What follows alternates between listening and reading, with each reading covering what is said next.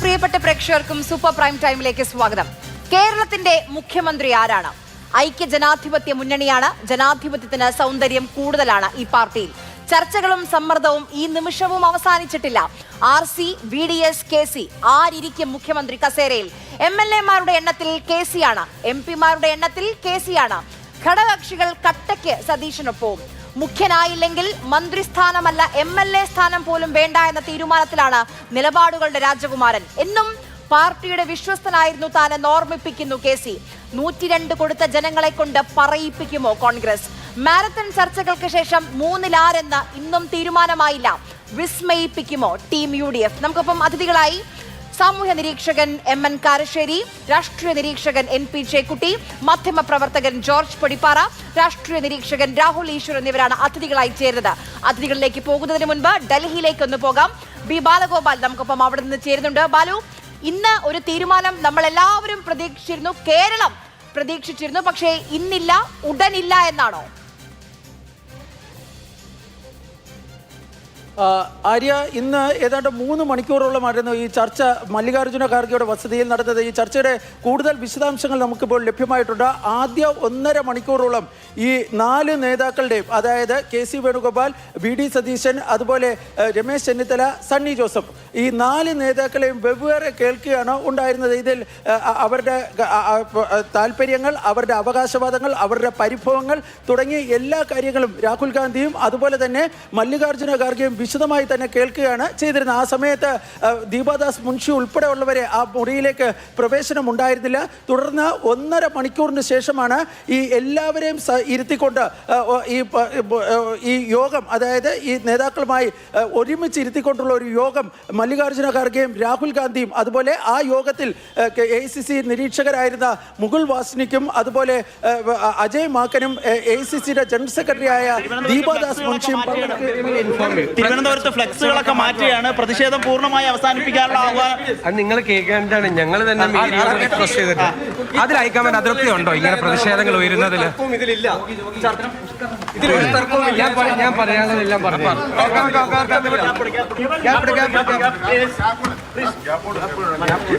തർക്കമില്ലെന്നാണോ പറഞ്ഞിരുന്നത്? ഒരു തർക്കം ഇതിലില്ല, മുന്നോട്ട് പോകുന്നതെന്നാണോ? പറയാനുള്ളതെല്ലാം പറഞ്ഞു കഴിഞ്ഞില്ലേ? എന്നാൽ ഒരു പുഞ്ചിരിക്കപ്പോൾ അവിടെ മീഡിയ കണ്ടാണ്, ഇവിടെ വന്ന് മീഡിയ കാണുന്നത് എന്തൊരു അതൊരു ശരിയല്ലല്ലോ. അവിടെ ഇപ്പോൾ മീഡിയ ഞങ്ങൾ എല്ലാവരും ഒരുമിച്ച് കണ്ടു, ഞങ്ങൾ എല്ലാ കാര്യങ്ങളും പറഞ്ഞു. പിന്നെ ഇവിടെ വീണ്ടും വേണ്ടിയിട്ടാണ് ഈ അണികളെല്ലാം തെരുവിൽ വലിയ പ്രകടനം നടത്തിയത്. അടുത്ത റൂമാണ് കേരള ഹൗസിൽ പോലും ഇന്നലെ രാത്രി വൈകിയും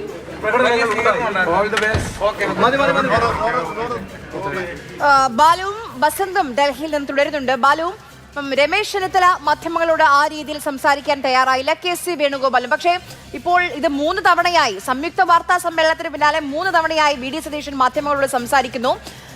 നമുക്ക് നാളെ ഒരു തീരുമാനം പ്രതീക്ഷിക്കാൻ കഴിയുമോ? കാരണം നാളെ ഇപ്പോൾ വിജയുടെ സത്യപ്രതിജ്ഞ വൈകിട്ട് നമ്മൾ പ്രതീക്ഷിക്കുന്നുണ്ട്. രാഹുൽ ഗാന്ധിക്ക് അതിന്റെ ഭാഗമാകേണ്ടതുണ്ട്. അപ്പോൾ നാളെ ഒരു ഡിസിഷൻ ഉണ്ടാകുമോ?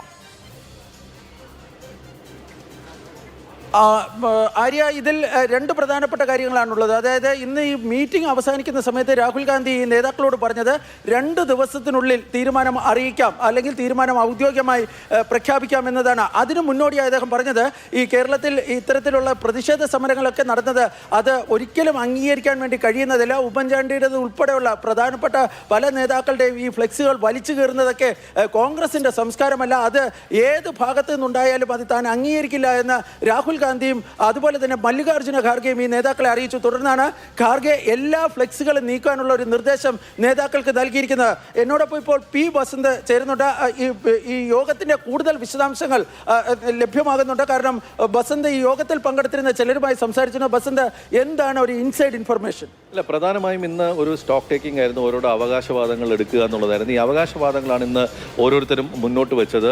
സതീശൻ ഒരു സെക്യുലർ വോട്ടാണ് ഇന്ന് കേരളത്തിൽ ഉണ്ടായത് എന്നുള്ളതാണ് VD സതീശൻ ഇന്ന് ഹൈക്കമാൻഡിനെ അറിയിച്ചിരിക്കുന്നത്. അതുമാത്രമല്ല, ഈ തെരഞ്ഞെടുപ്പുമായി ബന്ധപ്പെട്ട് അതിൻ്റെ അല്ലെങ്കിൽ UDFൻ്റെ വിജയത്തിലേക്ക്, കോൺഗ്രസിൻ്റെ വിജയത്തിലേക്ക് നയിച്ച അല്ലെങ്കിൽ തൻ്റെ പ്രയത്നങ്ങൾ വിശദീകരിക്കുന്ന ഒരു സാഹചര്യമാണ് സതീശൻ്റെ ഭാഗത്ത് നിന്ന് ഉണ്ടായത് എന്നാണ് ഇപ്പോൾ മനസ്സിലാക്കുന്നത്. അതായത് എന്തെല്ലാം എഫേർട്ടുകളാണ് ഈ കാര്യത്തിൽ കഴിഞ്ഞ 5 കൊല്ലത്തിനിടയിൽ സതീശൻ എടുത്തത് എന്നുള്ളത് വളരെ വിശദമായി തന്നെ അദ്ദേഹം ഹൈക്കമാൻഡിന് മുന്നിൽ അവതരിപ്പിച്ചു എന്നുള്ള സൂചനയാണ് വരുന്നത്.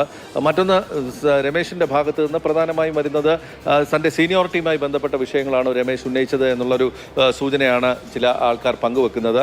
KC വേണുഗോപാലും അതോടൊപ്പം തന്നെ തൻ്റെ ഭാഗം ഈ തെരഞ്ഞെടുപ്പുമായി ബന്ധപ്പെട്ട നടത്തിയ ഏകോപനവുമായി ബന്ധപ്പെട്ട് സ്ഥാനാർത്ഥി നിർണയത്തിലെ പോരായ്മകൾ പരിഹരിക്കുക, അല്ലെങ്കിൽ റിബലുകളുമായി ബന്ധപ്പെട്ട വിഷയങ്ങൾ പരിഹരിക്കുക, ഇവയെല്ലാം തന്നെ ഈ തെരഞ്ഞെടുപ്പുമായി ബന്ധപ്പെട്ട് 3 പേരും നടത്തിയിട്ടുള്ള ഇടപെടലുകൾ വളരെ വിശദമായി തന്നെ 3 പേരും പങ്കുവെച്ചു എന്നുള്ളതാണ് മനസ്സിലാക്കുന്നത്. നേരത്തെ ബാലു പറഞ്ഞ പോലെ ഈ ഫ്ലെക്സുമായി നാളെയും ഉണ്ടാകാനുള്ള സാധ്യത വിരളമാണ്. അതാണ് നമുക്ക് ഡൽഹിയിൽ നിന്ന് ലഭിക്കുന്ന ഏറ്റവും പുതിയ അപ്ഡേറ്റ്സ്. അതായത് 3 പേരുടെ അവകാശവാദങ്ങൾ ഹൈക്കമാൻഡിനെ അറിയിച്ചു. അതാണ് ഇന്ന് സംഭവിച്ചിരിക്കുന്നത്. സമയമുണ്ടല്ലോ എന്നുള്ളതാണ് ദീപാദാസ് മുൻഷി പറഞ്ഞ കാര്യം. നമ്മൾ ഇനി അതിഥികളിലേക്ക് പോവുകയാണ്. ഈ മുഖ്യമന്ത്രി ചർച്ചകൾ തുടങ്ങിയ ദിവസം മുതൽ തന്നെ പലതരത്തിലുള്ള ട്രോളുകളൊക്കെ നമ്മൾ സമൂഹ മാധ്യമത്തിൽ കാണുന്നുണ്ട്. തിങ്കൾ ചൊവ്വ രമേശ് ചേട്ടൻ, ബുധൻ വ്യാഴം വേണുചേട്ടൻ, വെള്ളി ശനി സതീഷ് ഏട്ടൻ, ഞായറാഴ്ച പൊതു അവധി, അങ്ങനെയൊക്കെ പറഞ്ഞുള്ള ട്രോളുകൾ. ഇപ്പം ഞാൻ ചർച്ചയിലേക്ക് കയറുന്നതിന് മുൻപ് നമ്മുടെ അതിഥിയായ ശ്രീ MN കാരശ്ശേരിയുടെ വാട്സപ്പ് സ്റ്റാറ്റസ് കണ്ട് എനിക്ക് തന്നെ വലിയൊരു കൗതുകം തോന്നി.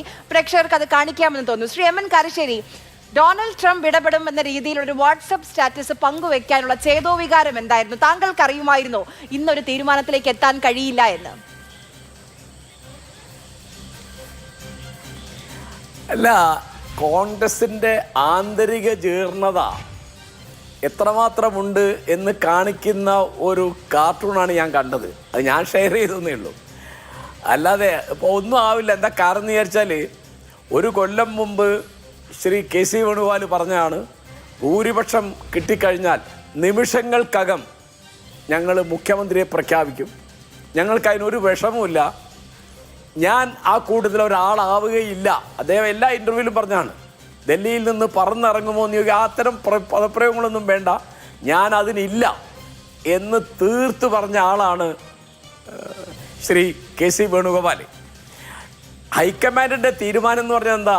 കേരളത്തിൽ ഹൈക്കമാൻഡ് എന്ന് പറയുന്നത് KC വേണുഗോപാൽ മാത്രമാണ്.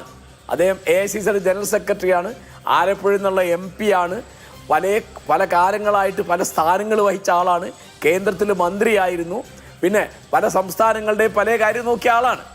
അപ്പോൾ അദ്ദേഹം തൻ്റെ സ്ഥാനം ഉറപ്പിക്കുകയാണ് പ്രധാനം. തൻ്റെ പാർട്ടിക്കകത്ത ഐക്യമോ മുന്നണിക്കകത്ത ഐക്യമോ കേരളത്തിൻ്റെ ഭാവിയോ ഒന്നുമല്ല പ്രശ്നം, തൻ്റെ മുഖ്യമന്ത്രി പദമാണ് എന്ന് തീരുമാനിച്ചു. അത്രയും പരിഹാസ്യമായ ഒരു നിലപാട് അദ്ദേഹം എടുക്കുന്നു. അദ്ദേഹത്തിൻ്റെ നേതൃത്വം എത്ര ജീർണിച്ചാന്ന് ആലോചിച്ച് നോക്കും. ഇപ്പോൾ കഴിഞ്ഞ 10 കൊല്ലമായിട്ട് കോൺഗ്രസിനകത്ത് ഗ്രൂപ്പ് വഴക്കുകളില്ല. എന്താ കാരണം? അധികാരമില്ല. പ്രതിപക്ഷത്തിരിക്കുമ്പോൾ ഗ്രൂപ്പ് കളിയുടെ ആവശ്യമില്ലല്ലോ, അതിനൊരു സ്കോപ്പില്ല. നേരെ മറിച്ച് കഴിഞ്ഞ 5 കൊല്ലമായിട്ട് പാർട്ടിക്കകത്തും മുന്നണിക്കകത്തും എല്ലാ തരത്തിലുള്ള അനൈക്യവും ഒഴിവാക്കി ആളുകളെ കൂടെ നിർത്തി, മുന്നണിക്കും പാർട്ടിക്കും പുറത്തുള്ള ആളുകളിൽ പ്രതീക്ഷ വളർത്തി, എതിർകക്ഷിക്കാരുടെ ഇടയ്ക്ക് പോലും മതിപ്പുണ്ടാക്കി അങ്ങനെ പണിയെടുത്ത ഒരാളാണ് VD സതീശൻ. അതെല്ലാവർക്കും അറിയാം. അപ്പോൾ അതിൻ്റെ വികാരപ്രകടനങ്ങളാണ് റോഡിൽ നടക്കുന്നത്. ആ റോഡിൽ നടക്കുന്നത് തെറ്റാണ് എന്ന് പറയുന്ന നേതാക്കന്മാരാണ് ഇതിന് ഉത്തരവാദികൾ. ഇവർക്കൊരു ഹൈക്കമാൻഡ് ഉണ്ടെങ്കിൽ ആ ഹൈക്കമാൻഡ് നേരത്തെ പണിയെടുക്കണ്ടേ? അവർ ഒരിക്കലും പ്രതീക്ഷിച്ചില്ല ഈ കാര്യം.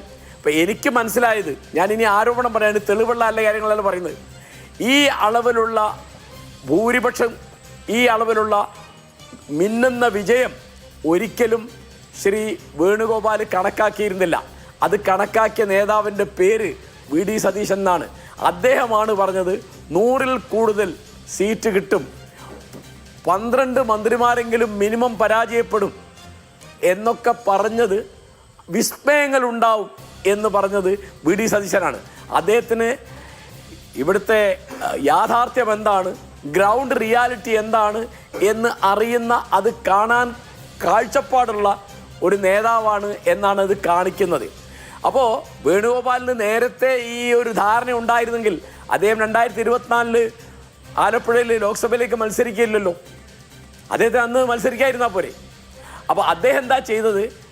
തനിക്ക് ഇപ്പോൾ ഇതിപ്പോൾ നേരെ പറഞ്ഞാൽ വിയർത്ത് പണിയെടുക്കുന്നവനെ മാറ്റി നിർത്തിയിട്ട് നോക്കുകൂലി വാങ്ങുക എന്നൊരു ഏർപ്പാടുണ്ടല്ലോ നമ്മുടെ കേരളത്തിൽ. ഇവിടുത്തെ വിപ്ലവങ്ങളിൽ ഒന്നാണല്ലോ അത്. ആ നോക്കുകൂലി മുഖ്യമന്ത്രി ആവാനാണ് നിർഭാഗ്യവശാൽ കേരളത്തിലെ സമുന്നതനായ ഒരു നേതാവ് വേണുഗോപാൽ വരുന്നത്. ഏതുമാതിരി 2016 ജനങ്ങൾ വോട്ട് ചെയ്തത് ഒരവസരം കൂടി VS കൊടുക്കാം എന്ന് വിചാരിച്ചിട്ടാണ്. ആ അവസരം കിട്ടിയപ്പോൾ VS കാസ്ട്രോ ആണ് എന്നൊക്കെ പറഞ്ഞ് മേലോട്ട് തട്ടി ശ്രീ പിണറായി വിജയൻ മുഖ്യമന്ത്രിയായി. പിണറായി വിജയൻ എന്താണോ CPM-നോട് ചെയ്തത് അത് തന്നെയാണ് ശ്രീ KC വേണുഗോപാൽ ശരി, ഞാൻ താങ്കളിലേക്ക് മടങ്ങി വരാം. ശ്രീ NP ചേക്കുട്ടി, ഇന്നിപ്പോൾ നമ്മളൊരു തീരുമാനം, നമ്മളെല്ലാവരും തീരുമാനം പ്രതീക്ഷയാണ്, പക്ഷെ അതുണ്ടായില്ല എന്ന് മാത്രമല്ല, ഒരു വാചകമുണ്ട്, മെയ് 23 വരെ, ഈ മാസം 23 വരെ കേരള നിയമസഭയ്ക്ക് കാലാവധി ഉണ്ടല്ലോ, അപ്പോൾ ഇനിയും സമയമുണ്ടല്ലോ, അപ്പോൾ ഉടനൊന്നും ഒരു തീരുമാനം പ്രതീക്ഷിക്കണ്ടേ? താങ്കൾക്ക് എന്ത് തോന്നുന്നു? യഥാർത്ഥത്തിൽ കോൺഗ്രസിൻ്റെ ഹൈക്കമാൻഡ് ഇക്കാര്യത്തിൽ കാണിക്കുന്നത് തികഞ്ഞ നിരുത്തരവാദിത്വമാണ്. 23 വരെ സമയമുണ്ട് എന്ന് പറയുമ്പോൾ കേരളത്തിനൊരു മന്ത്രിസഭയുടെ ആവശ്യം വളരെ പ്രധാനമാണ്. വളരെയേറെ സീരിയസ് ആയിട്ടുള്ളൊരു ക്രൈസിസ് സിറ്റുവേഷനിലാണ് മലയാളികൾ എന്നുള്ളത്, കേരളീയ സമൂഹം എന്നുള്ളത്. അപ്പോൾ അതുകൊണ്ടൊരു സർക്കാർ ഉണ്ടാക്കുക എന്നുള്ളത് ഏറ്റവും അടിയന്തരമായിട്ട് ആവശ്യമുള്ളൊരു സമയമാണ് ഇവിടെ. മലയാളികളെ സംബന്ധിച്ചിടത്തോളം അവർക്ക് 23-ാം തീയതി വരെ സമരടിക്കാൻ സമയമുണ്ട്, മലയാളികൾക്ക് സമയമില്ല. അതുകൊണ്ടാണ് കേരളത്തിൽ നിങ്ങൾ ഓർക്കണം, വോട്ടെടുപ്പിൻ്റെ ദിവസം ഏപ്രിൽ 9-ാം തീയതി വളരെ രാവിലെ തന്നെ, വളരെ പുലർച്ചെ കേരളത്തിൽ കേരളത്തിലെ ഏതാണ്ട് 50% ആളുകൾ രാവിലെ ഒരു 10, 11, 12 മണിക്ക് മുമ്പ് തന്നെ വോട്ട് ചെയ്ത് കഴിഞ്ഞിരുന്നു. എന്തുകൊണ്ടാണ് ചെയ്തത്? അവർക്ക് വളരെ ശക്തമായിട്ടൊരു കാര്യം പറയാനുണ്ടായിരുന്നു. അത് തങ്ങൾക്ക് അടിയന്തരമായിട്ടൊരു സർക്കാർ വേണം, ഒരു വ്യത്യസ്തമായ സർക്കാർ വേണം എന്നുള്ളതാണ് അവർ ഉന്നയിച്ച ആവശ്യം. അത് കേരളത്തിലെ 2.5 കോടി ജനങ്ങളുടെ ആവശ്യമാണ്. അപ്പോൾ ആ ഒരു അർജൻസി, ആ ജനങ്ങൾക്കിടയിലുണ്ടായ ഒരു അർജൻസി ഇതുവരെ ICC ലീഡർഷിപ്പിന് മനസ്സിൽ 23-ാം തീയതി സമയമുണ്ടല്ലോ എന്ന് പറയാം. എന്നാ പിന്നെ 23 ആക്കുന്നത്? യഥാർത്ഥത്തിൽ കോൺഗ്രസ് സംബന്ധിച്ചിടത്തോളം അവർക്ക് ഈ ജനവിധിയുടെ പ്രാധാന്യം മനസ്സിലായിട്ടില്ല. അവർക്ക് ഈ ജനാധിപത്യ പ്രക്രിയയിൽ ജനങ്ങൾ എന്ന് പറയുന്ന വോട്ടിൽ അവർ എക്സ്പെൻഡബിളാണ്. അവർ പരിഗണനാർഹമായിട്ടൊരു വിഷയമല്ല. ഞങ്ങൾക്ക് ജയിച്ചു കഴിഞ്ഞാൽ പിന്നെ ബാക്കി കാര്യങ്ങളൊക്കെ ഞങ്ങൾ സൗകര്യം പോലെ ചെയ്തു കൊള്ളാം എന്ന ജനങ്ങളോടുള്ള ഒരു വെല്ലുവിളിയുടെ സ്വരം അതിനകത്തുണ്ട്. രണ്ടാമത്തെ കാര്യം, ഈ 5 സംസ്ഥാനങ്ങളിലാണ് ഇവിടെ തെരഞ്ഞെടുപ്പ് നടന്നത്. 5 സംസ്ഥാനങ്ങളിൽ തെരഞ്ഞെടുപ്പ് ഏറ്റവും വിഷമകരമായ, പ്രയാസകരമായിട്ടുള്ള ഒരു മാൻഡേറ്റ് വന്നത് തമിഴ്നാട്ടിലായിരുന്നു. കാരണം അവിടെ ഒരു ഹങ് അസംബ്ലിയാണ് വന്നത്. ഈ ഹങ് അസംബ്ലിയിൽ ഉണ്ടായിരിക്കുന്ന ഒരു കൺഫ്യൂഷൻ എന്ന് പറയുന്നത് ഭൂരിപക്ഷം ആർക്കുമില്ല. ആ ഒരു സാഹചര്യത്തിൽ പോലും അവർ 2-3 ദിവസത്തിനകം അവർ ആ പ്രശ്നങ്ങൾ തീർത്തിട്ട് അവരൊരു മുഖ്യമന്ത്രിയെ കണ്ടെത്തി. അതിനാവശ്യമായ പക്വത ഒരു വിവിധ പാർട്ടികൾ, DMK-യുടെ കൂടെ മത്സരിച്ച പാർട്ടികൾ, അല്ലാത്ത ഗവർണർ ഈ രീതിയിൽ ഉടക്കി നിൽക്കുകയാണ്. എന്നിട്ട് പോലും അവർ നാളെ സത്യപ്രതിജ്ഞയിലേക്ക് നീങ്ങുകയാണ് തമിഴ്നാട്. അതെ, അല്ല അതിൻ്റെ പ്രശ്നം. തമിഴ്നാട്ടിൽ ഇത്രയും സങ്കീർണമായിട്ടൊരവസ്ഥയിൽ തമിഴ്നാട്ടിലെ ജനങ്ങൾക്കൊരു മന്ത്രിസഭ കൊടുക്കണം, മുഖ്യമന്ത്രിയെ കൊടുക്കണം എന്ന് അവിടെയുള്ള രാഷ്ട്രീയ നേതാക്കൾ എല്ലാവരും, വ്യത്യസ്ത കക്ഷികളിലാണ് അവർ, ഒരു പാർട്ടിയല്ല, വ്യത്യസ്ത കക്ഷികളെ നേതാക്കന്മാർ ഒന്നിച്ച് ആ ഒരു ഉത്തരവാദിത്വ ബോധം അവർ കാണിച്ചു. കേരളത്തിൽ 62 പേരെ കേരളത്തിൽ കോൺഗ്രസിന് നമ്മൾ കൊടുത്തു, 22 പേരെ മുസ്ലിം ലീഗിന് കൊടുത്തു, 102 പേരെ മൊത്തത്തിൽ കൊടുത്തു. അങ്ങനെ കൂടുതൽ കൊടുത്തതാണ് ഇപ്പോൾ പ്രശ്നമായിരിക്കുന്നത്. കാരണം കൂടുതൽ കിട്ടിയപ്പോൾ ഇവർ തമ്മിലടി തുടങ്ങി. ഈ തമ്മിലടി കേരളത്തിലെ ജനങ്ങളോടുള്ള ഒരു വെല്ലുവിളിയാണ്. തീർച്ചയായും അതിൻ്റെ ലോങ് ടേം റിപ്പർക്കഷൻ, അതിൻ്റെ ആഘാതം എന്ന് പറയുന്നത് ദീർഘകാലത്തേക്ക് കോൺഗ്രസിനെ വേട്ടയാടിക്കൊണ്ടിരിക്കും എന്ന കാര്യം സംശയമില്ല. മന്ത്രിസഭയൊക്കെ അവരുണ്ടാക്കും, പക്ഷേ ഈ സമയത്ത് അവർ കാണിച്ചിരിക്കുന്ന ഈ ഉത്തരവാദിത്തമില്ലായ്മ അത് വളരെ ഗൗരവമായിട്ടൊരു പ്രശ്നമായിട്ട് അവരെ വേട്ടയാടിക്കൊണ്ടിരിക്കും. ശരി, ശ്രീ ജോർജ് പൊടിപ്പാറ, താങ്കൾക്ക് ഈ 3 പേരുമായി വ്യക്തിപരമായ അടുപ്പമുള്ളത് കൊണ്ട് ചോദിക്കുകയാണ്. ഇന്നലത്തെ വാർത്താ ചിത്രം എന്ന് പറയുന്നത് ആ മുകുൾ വാസ്നിക്കിന് കയ്യിലുണ്ടായിരുന്ന ആ ലിസ്റ്റ് ആയിരുന്നു. അതൊരു മാധ്യമ പ്രവർത്തകൻ, ഒരു ഇന്ത്യൻ എക്സ്പ്രസിലെ ദീപു ആണ് അത് പകർത്തിയത്. അതുപോലെ ഇന്ന് 3 പേരെയും സംയുക്ത വാർത്താ സമ്മേളനമായിരുന്നു. അത് കണ്ടപ്പോൾ താങ്കൾക്ക് എന്ത് തോന്നി? ആർക്കാണ് ആത്മവിശ്വാസം കൂടുതൽ? തീർച്ചയായിട്ടും എനിക്ക് തോന്നിയത് VD സതീശന് കുറച്ചുകൂടി ആത്മവിശ്വാസം വർദ്ധിച്ചിട്ടുണ്ട് എന്നൊരു തോന്നലാണ് എനിക്കുണ്ടായത്. ശ്രീ KC വേണുഗോപാലിന്റെ മുഖം പൊതുവിൽ മ്ലാനമായിരുന്നു. അതുപോലെ തന്നെ രമേശ് ചെന്നിത്തലയുടെ മുഖത്തും ആ ഒരു വലിയ ആത്മവിശ്വാസം തോന്നിയില്ല. VD സതീശൻ ഒരു വല്ലാത്തൊരു ആത്മവിശ്വാസവും വല്ലാത്ത ഒരു സന്തോഷവും ഒന്നും കാണുന്നില്ലായിരുന്നെങ്കിലും ഈ ചർച്ച തുടങ്ങുന്നതിന് മുമ്പ് മാധ്യമങ്ങളിലൂടെ വന്ന വാർത്തകൾ വെച്ച് നോക്കുമ്പോൾ സ്വാഭാവികമായിട്ടും ഈ യോഗത്തിൽ ഒരു തീരുമാനം KC വേണുഗോപാലിന് അനുകൂലമായിട്ട് ഉണ്ടാകും എന്നൊരു പ്രതീതിയാണ് ഉണ്ടായത്. മാത്രമല്ല ഈ നിരീക്ഷകർ കൊടുത്ത അത് പ്രകാരം ഭൂരിപക്ഷം MLA-മാരുടെ അതും ഒരു വല്ലാത്ത മെജോറിറ്റി ഉള്ളത് 63 ഏതാണ്ട് 45-ലധികം MLA-മാരുടെ പിന്തുണ, ഭൂരിപക്ഷം MP-മാരുടെ പിന്തുണ, അതുപോലെ തന്നെ കേരളത്തിലെ കോൺഗ്രസ് ഹൈറാർക്കിയുടെ ഒരു പിന്തുണ. അങ്ങനെ നോക്കുമ്പോൾ KC വേണുഗോപാലിന് അനുകൂലമായിട്ട് ഹൈക്കമാൻഡിന്റെ ഒരു പിന്തുണയും കൂടെ ഉള്ളപ്പോൾ ഇന്ന് ഈ യോഗത്തിൽ തന്നെ ആ ഒരു പ്രഖ്യാപനം വരും KC വേണുഗോപാലിന് അനുകൂലമായിട്ട്. മാത്രമല്ല ആദ്യഘട്ടത്തിൽ നിരീക്ഷകർ കൊടുത്ത റിപ്പോർട്ട് പ്രകാരം MLA-മാരുടെ പിന്തുണയുടെ കാര്യമാണ് ആദ്യം മുന്നോട്ട് വെക്കുക എന്നൊക്കെയുള്ള രീതിയിൽ വന്നപ്പോൾ സ്വാഭാവികമായിട്ടും എല്ലാവരും കരുതിയത് ഒരു പ്രഖ്യാപനം KC വേണുഗോപാലിന് അനുകൂലമായിട്ട് ഉണ്ടാകും ഇന്നൊരു 7 മണിയോടുകൂടി അല്ലെങ്കിൽ 6 മണിയോടുകൂടി എന്നൊക്കെ പ്രതീക്ഷിച്ചാണ്. പക്ഷേ തീർത്തും അപ്രതീക്ഷിതമായ രീതിയിലുള്ള ഒരു ഡെവലപ്മെന്റ് ആണ് വന്നത്. തീരുമാനം കോൺഗ്രസ് പ്രസിഡന്റ് മല്ലികാർജുൻ ഖാർഗെയും രാഹുൽ ഗാന്ധിയും പിന്നീട് പ്രഖ്യാപിക്കും എന്ന് കേരളത്തിന്റെ ചുമതലയുള്ള AICC സെക്രട്ടറി ദീപാ ദാസ് മുൻഷി പറയുന്നു. ആ ഘട്ടത്തിലൊക്കെ നമ്മൾ കണ്ട കാഴ്ച ഈ 3 നേതാക്കളും അത് നിർനിമേഷമായിട്ട് നോക്കി നിൽക്കുന്ന ഒരു കാഴ്ചയാണ്. ആ സമയത്ത് പിന്നീട് ആദ്യം മുന്നോട്ട് വന്ന് പറയുന്നത്, അതായത് കേരളത്തിൽ ഈ എന്തിന്റെ പേരിലായാലും ശരി പ്ലാക്കാർഡുകളും അതുപോലെ തന്നെ പ്രതിഷേധ പ്രകടനങ്ങളും അതുപോലെ പോസ്റ്ററുകൾ സ്ഥാപിക്കലും കീറലും പാടില്ല, ഒരു കാരണവശാലും ഈ വലിയ വിജയത്തിന്റെ തിളക്കം നഷ്ടപ്പെടുത്തരുത് എന്ന രീതിയിൽ ആദ്യം സംസാരിക്കുന്നത് VD സതീശനാണ്. അതിൽ നിന്ന് തന്നെ നമുക്ക് മനസ്സിലാക്കാവുന്നത് VD സതീശൻ അണികൾക്ക് ഒരു നിശബ്ദ സന്ദേശം നൽകുകയാണ്. നിങ്ങൾ അമിതാവേശം കാണിക്കരുത്, ഇനി അത് കാണിക്കുന്നത് കൊണ്ട് ഗുണമല്ല, ദോഷമേ ഉണ്ടാവൂ. ഇപ്പൊ തന്നെ ഹൈക്കമാൻഡ് ആ കാര്യത്തിൽ അത്ര തൃപ്തരല്ല. അതുകൊണ്ട് ദയവായി ഇനിയുള്ള ആ ദിശയിൽ മുന്നോട്ട് പോകരുത്, കാര്യങ്ങളൊക്കെ കൃത്യമായിട്ട് മുന്നോട്ട് പോകുന്നുണ്ട്, നമ്മുടെ കാര്യങ്ങളെല്ലാം വിശദമായിട്ട് പറഞ്ഞിട്ടുണ്ട്. അതുകൊണ്ട് ഇന്നൊരു തീരുമാനം ഉണ്ടാകാത്തത് പ്രതീക്ഷാ നിർഭരമാണ് എന്നൊരു സൂചന അദ്ദേഹത്തിന്റെ വാക്കുകളിൽ നിന്ന് വേണമെങ്കിൽ വായിച്ചെടുക്കാം. അണികൾക്ക് കൊടുക്കുന്ന ഒരു സന്ദേശവും അതാണ് എന്നാണ് ഞാൻ മനസ്സിലാക്കുന്നത്. അല്ലെങ്കിൽ ഇന്ന് തന്നെ ഒരു തീരുമാനം ഉണ്ടായേനെ. KC വേണുഗോപാലിന് മാത്രമാണ്, അല്ലെങ്കിൽ അദ്ദേഹത്തിന്റെ MLA-മാരുടെ തലയെണ്ണി ആ കണക്ക് മാത്രമാണ്, അതല്ലെങ്കിൽ KPCC പ്രസിഡന്റ് അടക്കമുള്ള പാർട്ടിയുടെ ആ ഒരു ചട്ടക്കൂടിൽ അകപ്പെട്ട ആ ഒരു ഇതാണ് ഇന്ന് ഹൈക്കമാൻഡ് പരിഗണിച്ചതെങ്കിൽ തീർച്ചയായിട്ടും ഇന്ന് തന്നെ ഒരു തീരുമാനം KC വേണുഗോപാലിന് അനുകൂലമായിട്ട് ഉണ്ടാവേണ്ടതായിരുന്നു. അത് ഉണ്ടാകാതിരുന്നത് തീർച്ചയായിട്ടും VD സതീശന് പ്രതീക്ഷ പകരുന്നതാണ്. ഒരുപക്ഷെ രമേശ് ചെന്നിത്തലയ്ക്കും അതിനകത്ത് ഒരല്പം ആശ്വാസത്തിന് വകയുണ്ട് എന്നാണ് എനിക്ക് തോന്നുന്നത്. മാത്രമല്ല 1-2 കാര്യങ്ങൾ ഇപ്പോ ഈ പറഞ്ഞ 2 പേരും ശ്രീ ചേക്കുട്ടിയും അതുപോലെ തന്നെ കാരശ്ശേരി സാറും പറഞ്ഞ കാര്യങ്ങളോട് ഞാൻ പൂർണ്ണമായിട്ട് യോജിക്കുകയാണ്. യഥാർത്ഥത്തിൽ ജനവിധി ആർക്കനുകൂലമാണ് എന്നുള്ളത് ഹൈക്കമാൻഡിന് മനസ്സിലായിട്ടുണ്ടാകാം. മാത്രമല്ല ഞാൻ വിചാരിക്കുന്നത് എന്താണ് ഈ തെരഞ്ഞെടുപ്പിൽ തന്റെ സംഭാവനയെന്ന് 3 പേരും വിശദീകരിച്ചു.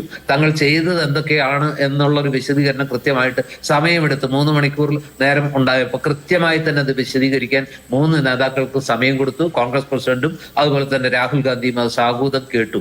നമുക്കറിയാം ഒരു കൃത്യമായിട്ടൊരു കാര്യം വിശദീകരിക്കാൻ ശ്രീ VD സതീശനുള്ളൊരു കഴിവ് ഒരുപക്ഷെ ഇവർക്ക് മറ്റു 2 പേർക്കും അത്രത്തോളം ഉണ്ടോ എന്നുള്ള കാര്യത്തിൽ എനിക്ക് സംശയമുണ്ട്. കഴിഞ്ഞ 5 വർഷമായിട്ട് എന്താണ് UDF സംവിധാനത്തിന് വേണ്ടി കോൺഗ്രസ് പാർട്ടിക്ക് വേണ്ടി ചെയ്തത്, ഈ 5 വർഷത്തിനിടയിൽ കേരള രാഷ്ട്രീയത്തിൽ സംഭവിച്ച കാര്യങ്ങൾ എന്തൊക്കെയാണ് എന്നുള്ള മുഴുവൻ കാര്യങ്ങളും VD സതീശൻ കഴിഞ്ഞു എന്നുള്ളതാണ് ജോർജ് പൊടിപ്പാറ പറയുന്നത്.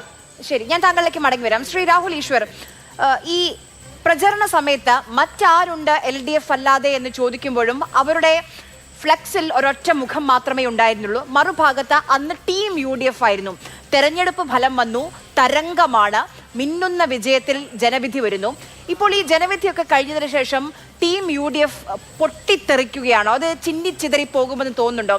ഇപ്പോൾ പാലഭിഷേകം മുതൽ പ്രകടനം വരെ ഇത് കേരളം പ്രതീക്ഷിച്ച അല്ലെങ്കിൽ കേരളം നൽകിയ ജനവിധി മനസ്സിലാക്കാതെയാണോ നേതാക്കൾ, ഒരാളെന്നല്ല എല്ലാവരും പെരുമാറുന്നത്?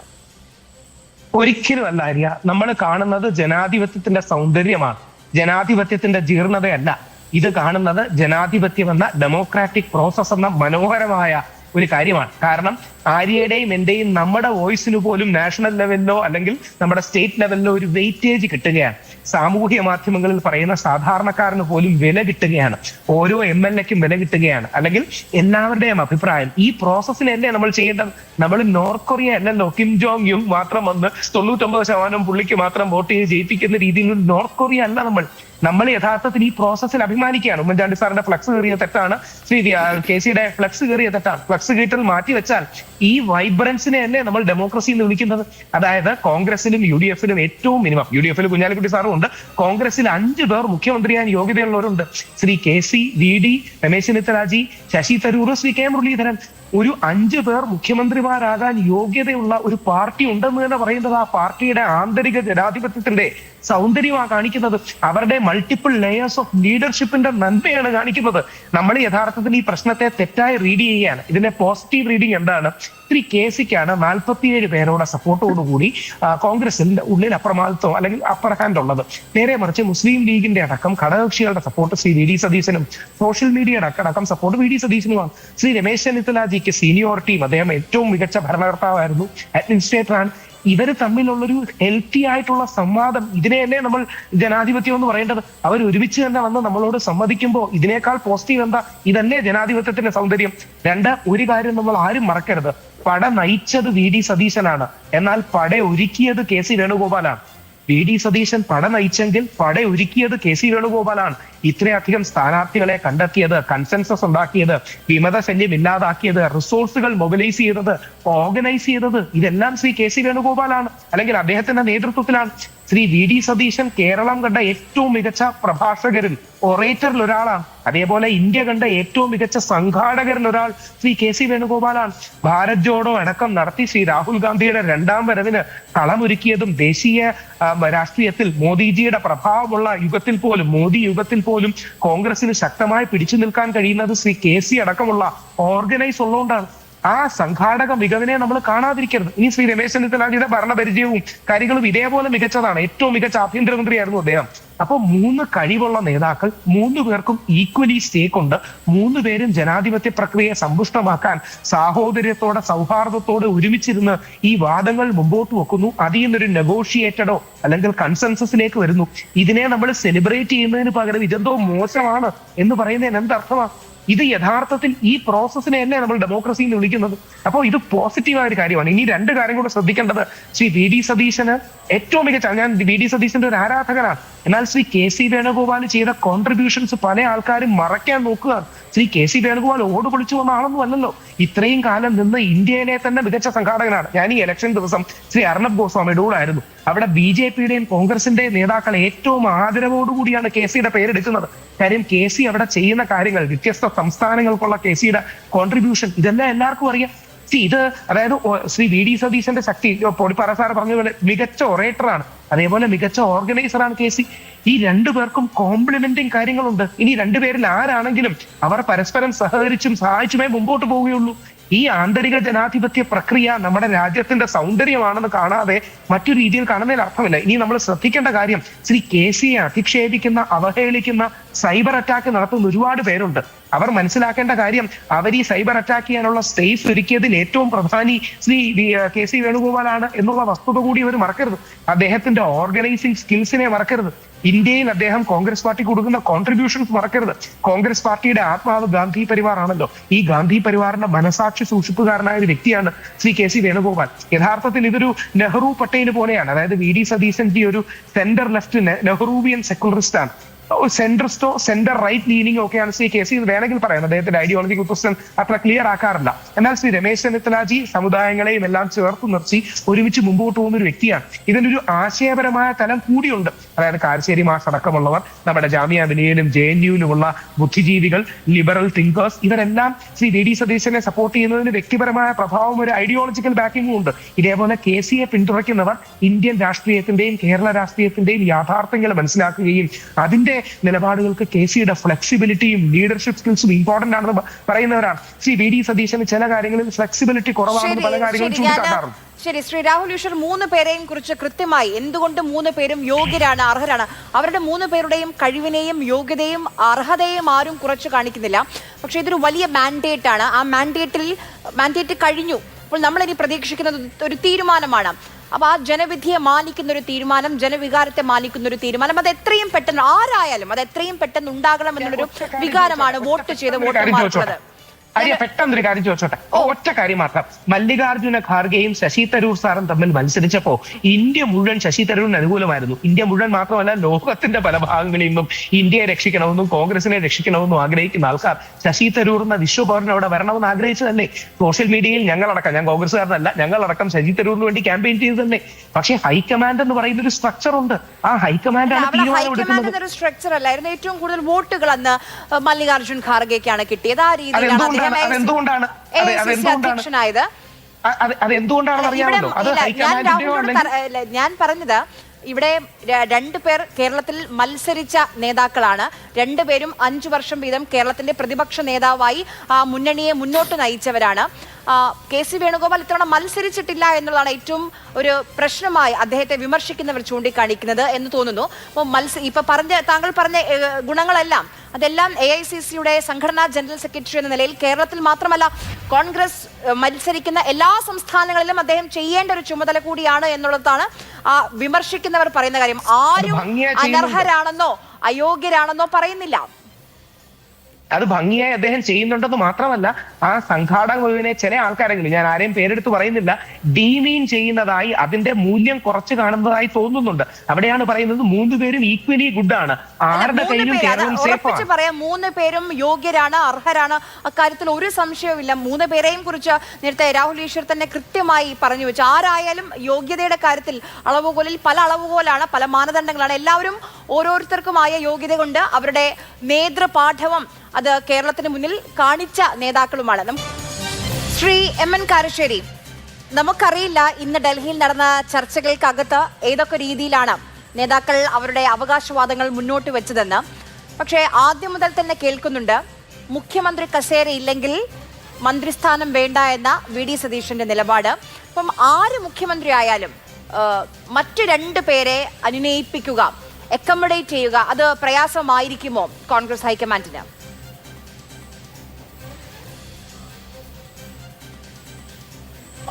അതിൻ്റെ പ്രയാസമാണല്ലോ അവരിപ്പോൾ അനുഭവിക്കുന്നത്.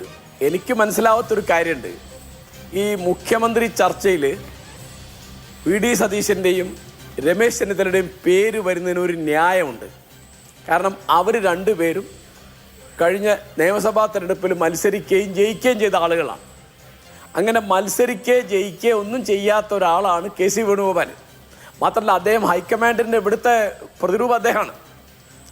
അദ്ദേഹം കൂടിയാണ് ആ തീരുമാനം എടുത്തത്. MP-മാർ നിയമസഭയിലേക്ക് മത്സരിക്കാൻ മോഹമുണ്ടായിരുന്നു കെ. സുധാകരന്, അടൂർ പ്രകാശിന്, MK രാഘവനൊക്കെ. അപ്പോൾ അവരൊക്കെ തടഞ്ഞത് എന്തുകൊണ്ടാണ്? അവരൊക്കെ MP-മാരായതുകൊണ്ടാണ്. അപ്പോൾ അവരെ തടഞ്ഞ ഒരാളുടെ പേര് അതേ ഹൈക്കമാൻഡ് പിന്നെ പരിഗണിക്കുക എന്ന് പറയുന്നത് എന്താ ന്യായം? ഒരു ധാർമ്മികത വേണ്ട ഒരു കാര്യം പറയുന്നത്. അപ്പോൾ അദ്ദേഹത്തിന് 2024 ആലപ്പുഴയിൽ മത്സരിക്കുമ്പോൾ അദ്ദേഹത്തിന് അറിയില്ലേ 2 കൊല്ലം കഴിഞ്ഞാൽ നിയമസഭാ തെരഞ്ഞെടുപ്പ് വരാനുണ്ട്.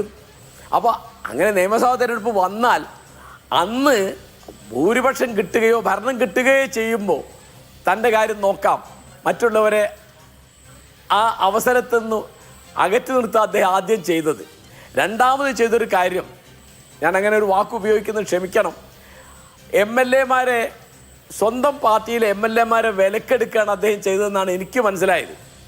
കാരണം അവർക്ക് ടിക്കറ്റ് കിട്ടാനോ അല്ലെങ്കിൽ അവരുടെ എതിരാളികളെ വെട്ടാനോ അല്ലെങ്കിൽ അവർക്ക് തെരഞ്ഞെടുപ്പിൽ മത്സരിക്കാനുള്ള തെരഞ്ഞെടുപ്പ് ഫണ്ട് സംഘടിപ്പിക്കാനോ ഒക്കെ പുറമേ നിന്ന് സഹായിച്ച ഒരാളാണ് കെ.സി. വേണുഗോപാൽ എന്ന് എല്ലാവരും പറയുന്നു. ഇപ്പം എൻ്റെ കയ്യിൽ തെളിവൊന്നുമില്ല, പക്ഷെ നമുക്ക് ആലോചിച്ചാൽ അറിയാം അങ്ങനെയാണ്. അങ്ങനെ ആകുമ്പോൾ ഇപ്പോൾ അദ്ദേഹം ഹൈക്കമാൻഡ് ആയതുകൊണ്ട് അദ്ദേഹത്തെ പിന്തുണയ്ക്കുക എന്നുള്ളത് ഇവരുടെ ഒരു ബാധ്യതയാവും. കാരണം പിന്നെയും പാർട്ടി ഉണ്ടല്ലോ. ഈ 5 കൊല്ലം കഴിഞ്ഞാൽ അവർക്ക് പാർട്ടിയിൽ സ്ഥാനമാനങ്ങൾ വേണം, പരിഗണന വേണം. എല്ലാ ആളുകളെയും, ഡൽഹിയിലുള്ള എല്ലാ ആളുകളെയും പ്രീണിപ്പിക്കുക, അതിന് പറ്റിയ ആളുകൾക്കാണ് സ്ഥാനം കിട്ടുക കോൺഗ്രസ്സിൽ. ഒരു ഹൈക്കമാൻഡ് കേന്ദ്രീകരണം എപ്പോഴും കോൺഗ്രസ്സിനകത്തുണ്ട്. ഇപ്പോൾ ഒരു ഉദാഹരണം പറഞ്ഞാൽ, എറണാകുളത്തെ പ്രൊഫസർ KV തോമസിന് ഉണ്ടായിരുന്ന പിടുത്തം എന്താണ്?